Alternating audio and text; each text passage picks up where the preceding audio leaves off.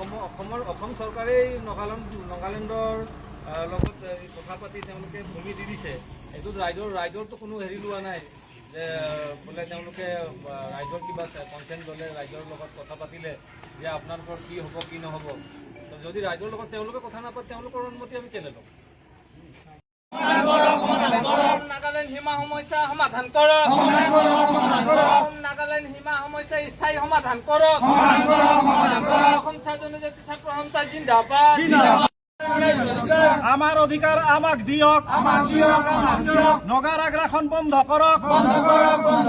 নগাৰ আগ্ৰাসন বন্ধ কৰক। আমাৰ দাবী মানিবই লাগিব।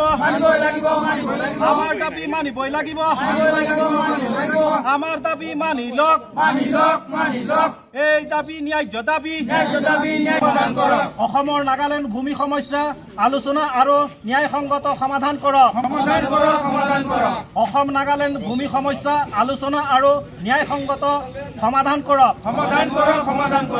এই সংগ্ৰাম চলিছে, এই জুই জ্বলিছে।